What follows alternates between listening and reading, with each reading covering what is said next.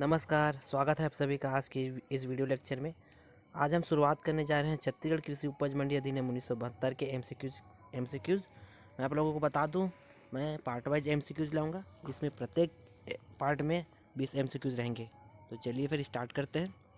पहला प्रश्न दिया गया है, छत्तीसगढ़ कृषि उपज मंडी अधिनियम 1972 में अध्याय एवं धाराओं की संख्या है।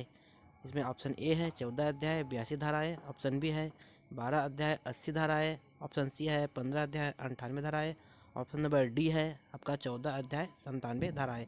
इसमें आपका सही आंसर होगा ऑप्शन नंबर ए 14 अध्याय और 82 धाराएँ। नेक्स्ट क्वेश्चन है, छत्तीसगढ़ कृषि उपज मंडी अधिनियम 1972 को राष्ट्रपति की अनुमति कब प्रदान हुई। इसमें ऑप्शन नंबर ए है 26, ऑप्शन बी है 28 अप्रैल 1973, ऑप्शन सी है 27 अप्रैल 1973 और ऑप्शन नंबर डी है आपका 18 अप्रैल 1970।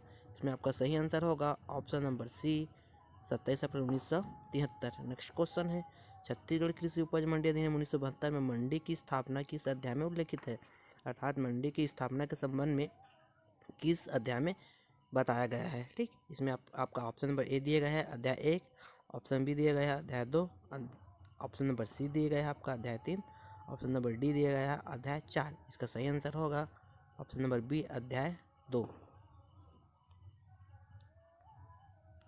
नेक्स्ट प्रश्न है, छत्तीसगढ़ कृषि उपज मंडी अधिनियम 1972 में मंडी समिति की स्थापना किस अध्याय में है। देखिए आप लोग याद रखिएगा कि पिछला वाला प्रश्न में दिया गया क्या थे, मंडी की स्थापना, लेकिन इस वाले प्रश्न में दिया गया क्या चीज़, मंडी समिति की स्थापना। तो इसमें कंफ्यूज नहीं होना है। इसमें आपका ऑप्शन देख लो, ऑप्शन ए है अध्याय 1, ऑप्शन बी है अध्याय 3, ऑप्शन सी है अध्याय 2, ऑप्शन डी है अध्याय 4। इसका सही आंसर होगा ऑप्शन नंबर बी अध्याय 3। इसको याद रखना, मंडी की स्थापना अगर आएगा तो आएगा क्या चीज़, अध्याय 2, और मंडी समिति की स्थापना आएगा उसमें आएगा आपका अध्याय 3। ठीक, नेक्स्ट प्रश्न है, राज्य सरकार किसी क्षेत्र में मंडी स्थापना की आशा की घोषणा कब करेगी। इसमें ऑप्शन ए दिया गया है स्थानीय प्राधिकारी द्वारा इस हेतु आवेदन करने पर, ऑप्शन बी दिया गया है कृषि उपज पैदावार करने वाले के आवेदन पर, ऑप्शन सी दिया गया है राज्य सरकार की अधिसूचना पर और ऑप्शन डी दिया गया है उपरोक्त सभी। तो इसका सही आंसर होगा उपरोक्त सभी, ऑप्शन नंबर डी। अगला प्रश्न है, मंडी समिति में निम्नलिखित में से कौन भाग नहीं होगा, अर्थात मंडी समिति में जो निम्नलिखित जो दिया गया है उसमें से कौन इसका पार्ट नहीं होगा। तो ऑप्शन ए दिया गया है धारा 12 के अधीन निर्वाचित अध्यक्ष, ऑप्शन बी दिया गया है राज्य सरकार के कृषि विभाग का एक अधिकारी जो कलेक्टर द्वारा नाम निर्दिष्ट किया जाता है, ऑप्शन सी है सोसाइटी के एक प्रतिनिधि जो प्रबंधक मंडल द्वारा निर्वाचित किया गया हो, ऑप्शन नंबर डी है विधानसभा एवं लोकसभा के निर्वाचित सदस्य। इसका सही आंसर होगा ऑप्शन नंबर डी विधानसभा एवं लोकसभा के निर्वाचित सदस्य। देखो, विधानसभा एवं लोकसभा के निर्वाचित सदस्य इसका पार्ट होते हैं, लेकिन उसमें एक कंडीशंस होती है जनसंख्या की। ठीक, अगर उस जनसंख्या के बारे में इसमें दिया गया है तो सही होगा। अगर नॉर्मल ऐसे ही दिया गया है कि विधानसभा एवं लोकसभा के निर्वाचित सदस्य करके ऑप्शन में, तो क्या होगा आपका, ये गलत होगा। ठीक, नेक्स्ट प्रश्न है, मंडी क्षेत्र को निर्वाचन क्षेत्र में विभाजन के संदर्भ में सत्य है। पहला दिया गया है कलेक्टर द्वारा स्थानीय समाचार पत्रों में अधिसूचित की जाती है। दूसरा दिया है निर्वाचित क्षेत्रों की संख्या उतनी ही होगी जितनी उस क्षेत्र में चुने गए कृषकों की प्रतिनिधियों की संख्या होगी। सी दिया है आपका राज्य सरकार अधिसूचना द्वारा विभाजित करेगा, और डी दिया गया है ए और बी दोनों। इसका सही आंसर होगा ए और बी दोनों। अगला प्रश्न है, कृषकों के प्रतिनिधि होने के लिए अर्हताएं हैं। ऊपर आप लोगों को मैं प्रश्न में देखे होंगे कि कृषकों के प्रतिनिधियों की संख्या। अगला प्रश्न है, कृषकों के प्रतिनिधि होने के लिए अर्हताएं हैं। ऑप्शन नंबर ए दिया गया है वहाँ कृषक हो, ऑप्शन बी दिया गया है उसका नाम मंडी क्षेत्र के मतदाता सूची में हो, ऑप्शन सी दिया गया है ए व बी दोनों, और ऑप्शन डी दिया गया है उपरोक्त सभी। इसका सही आंसर होगा ऑप्शन नंबर सी ए व बी दोनों। अर्थात क्या होनी चाहिए, वहाँ कृषक होना चाहिए और उसका जो नाम है मंडी क्षेत्र के मतदाता सूची में भी होनी चाहिए, तब वह क्या बनेगा, कृषकों के प्रतिनिधि बनने के लिए क्या होंगे, पात्र होंगे। ठीक, नेक्स्ट प्रश्न है, अध्यक्ष के निर्वाचन में आरक्षण के संदर्भ में सत्य कथन है। इसमें ऑप्शन नंबर ए दिया गया है आपका अध्यक्ष पदों के कुल संख्या के 25% अन्य पिछड़ा वर्ग के लिए आरक्षित रखे जाएंगे, अर्थात ओबीसी वालों के लिए। ऑप्शन बी दिया गया अध्यक्ष पदों की कुल संख्या के 50% अन्य पिछड़ा वर्ग के लिए आरक्षित रखे जाएंगे।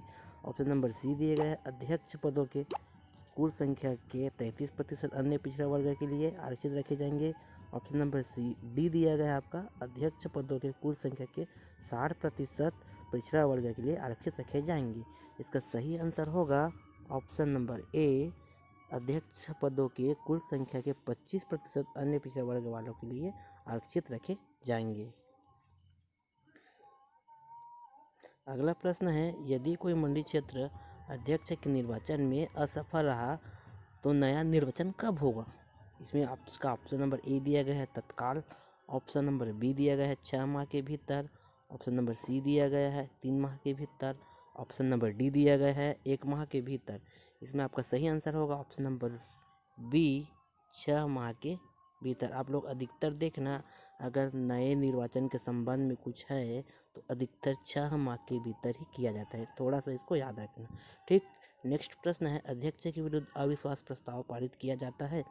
ऑप्शन नंबर ए है कुल सदस्यों के आधे बहुमत से, ऑप्शन नंबर बी है उपस्थित एवं मतदान करने वाले सदस्यों की संख्या के 2/3 बहुमत से, ऑप्शन नंबर सी है कुल सदस्यों के बहुमत और उपस्थित एवं मतदान करने वाले सदस्यों की संख्या के 2/3 बहुमत से, ऑप्शन नंबर डी है कुल सदस्यों के आधे से अधिक बहुमत से। ठीक, तो इसमें सही आंसर होगा ऑप्शन नंबर सी, कुल सदस्यों के बहुमत और उपस्थित एवं मतदान करने वाले सदस्यों के 2/3 बहुमत से। ठीक, इसको याद रखना है। नेक्स्ट प्रश्न है, अध्यक्षों को अवकाश हेतु किससे अनुमति लेनी होती है? ऑप्शन नंबर ए है कलेक्टर से, ऑप्शन नंबर बी है संचालक से, ऑप्शन नंबर सी है प्रबंधक से और ऑप्शन नंबर डी है उपाध्यक्ष से। इसमें आपका सही आंसर होगा संचालक से, ऑप्शन नंबर बी। अर्थात अगर किसी अध्यक्ष या उपाध्यक्ष को अवकाश लेना है तो संचालक से अनुमति लेनी पड़ती है। अगला प्रश्न है, अध्यक्षों को चुनाव होने पर बहिर्गामी अध्यक्षों को कार्यभार कब सौंपना पड़ता है? अर्थात जो पूर्व अध्यक्ष है उसके बाद जब नवनिर्वाचित अध्यक्ष अर्थात बहिर्गामी अध्यक्षों को कार्यभार जो है कितने दिनों में सौंपना पड़ता है? तो इसमें ऑप्शन नंबर ए दिया गया है 1 माह के भीतर, ऑप्शन नंबर बी दिया गया है 15 दिवस के भीतर, ऑप्शन नंबर सी दिया गया है तत्काल प्रभाव से, ऑप्शन नंबर डी दिया गया है 1 सप्ताह के भीतर। इसका सही आंसर होगा ऑप्शन नंबर सी, तत्काल प्रभाव से। अर्थात जो पूर्व का अध्यक्ष रहता है वो नवनिर्वाचित अध्यक्ष को तुरंत जस्ट आपका परिणाम अधिसूचित हुआ, सम्मेलन हुआ, ठीक, उसमें शपथ हुआ, उसके बाद इसमें क्या कहें उसको तत्काल प्रभाव से अपना कार्यभार उसको देना पड़ता है। नेक्स्ट प्रश्न है, मंडियों की शक्ति और कर्तव्य किस अध्याय में है? इसमें ऑप्शन नंबर ए है अध्याय 3, ऑप्शन बी है अध्याय 4, ऑप्शन सी है अध्याय 5, ऑप्शन डी है अध्याय 6। इसका सही आंसर होगा ऑप्शन नंबर बी, अध्याय 4। नेक्स्ट प्रश्न है, अध्यक्ष एवं सदस्यों के निर्वाचन के परिणामों के बाद प्रथम सम्मेलन कौन बुलाता है? ऑप्शन ए है संचालक, ऑप्शन बी है कलेक्टर, ऑप्शन सी है प्रबंधक, ऑप्शन डी है मुख्य कार्यपालिक अधिकारी। इसका सही आंसर होगा कलेक्टर। अध्यक्ष एवं सदस्यों के निर्वाचन के पश्चात इसका जो प्रथम सम्मेलन है वो कलेक्टर बुलाता है। ठीक, नेक्स्ट प्रश्न है, अध्यक्ष एवं सदस्यों के निर्वाचन के परिणामों के राजपत्र में प्रकाशित होने के तारीख कितने दिनों के भीतर प्रथम सम्मेलन बुलाया जाता है? ये हो गया है ना, वही क्वेश्चन डबल होगा, सॉरी। नेक्स्ट क्वेश्चन है, मंडी समिति के अध्यक्ष एवं सदस्यों की काल अवधि कितनी होती है? ऑप्शन नंबर ए है 3 वर्ष, ऑप्शन नंबर बी है 4 वर्ष, ऑप्शन नंबर सी है 5 वर्ष, ऑप्शन नंबर डी है 6 वर्ष। इसका सही आंसर होगा ऑप्शन नंबर सी, 5 वर्ष। नेक्स्ट प्रश्न है, मंडी समिति के अध्यक्ष एवं सदस्य किसको त्यागपत्र देता है या फिर किसको त्यागपत्र सौंपता है? ऑप्शन ए है संचालक, ऑप्शन बी है प्रबंधक, ऑप्शन सी है कलेक्टर, ऑप्शन डी है मुख्य कार्यपालिक अधिकारी। तो जो मंडी समिति के अध्यक्ष है एवं सदस्य होते हैं वो कलेक्टर को अपना त्यागपत्र सौंपता है। नेक्स्ट प्रश्न है, अध्यक्ष एवं सदस्यों के निर्वाचन के परिणामों के कितने दिनों के भीतर प्रथम सम्मेलन बुलाया जाता है? इसमें ऑप्शन नंबर ए दिया गया है 15 दिवस के भीतर, ऑप्शन नंबर बी दिया गया है 1 मास के भीतर, ऑप्शन नंबर सी दिया गया है 7 दिवस के भीतर, ऑप्शन नंबर डी दिया गया 2 माह के भीतर। इसमें आपका सही आंसर आएगा 1 मास के भीतर, अर्थात ऑप्शन नंबर बी। नेक्स्ट प्रश्न है, अध्यक्ष की मृत्यु या त्यागपत्र से पद रिक्त हो और उपाध्यक्ष का भी पद रिक्त हो तो इस दशा में अध्यक्ष की शक्तियों का प्रयोग कौन करेगा। अर्थात अगर किसी अध्यक्ष की मृत्यु हो जाती है या फिर त्याग पत्र देता है और उसी समय उपाध्यक्ष का पद भी रिक्त रहता है, तब अध्यक्ष की शक्ति का प्रयोग कौन करेगा। जिसमें ऑप्शन ए है समिति प्रबंधक, ऑप्शन बी है संचालक, ऑप्शन सी है मंडी समिति का ऐसा सदस्य जो कलेक्टर द्वारा नियुक्त किया गया हो, ऑप्शन डी है मंडी समिति का ऐसा सदस्य जो संचालक द्वारा नियुक्त किया गया हो।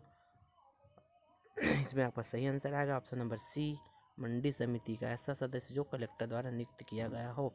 अगला प्रश्न है, अध्यक्ष उपाध्यक्ष की मृत्यु पदावधि आसवन से पूर्ण हो जाए तो कितने दिनों के भीतर नवीन निर्वाचन कर पद रिक्ति भरा जाएगा। अर्थात अगर पदावधि पूरी नहीं हुई है, ठीक, और पूरी होने से पहले ही अध्यक्ष या उपाध्यक्ष की मृत्यु हो जाती है तो कितने दिनों के भीतर नवीन निर्वाचन करके अध्यक्ष का निर्वाचन किया जाता है। इसमें आपका ऑप्शन दिया गया है ए 1 माह के भीतर, ऑप्शन बी दिया गया है 2 माह के भीतर, ऑप्शन सी दिया गया है 6 माह के भीतर, ऑप्शन डी दिया गया है तत्काल।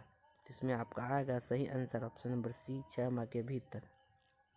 ठीक, इतना क्लियर है। इसमें कन्फ्यूज नहीं होना है कि इस 20 वाले क्वेश्चन में ये है कि ये अध्यक्ष की मृत्यु या त्यागपत्र के बाद उपाध्यक्ष की पद रिक्त होने की दशा में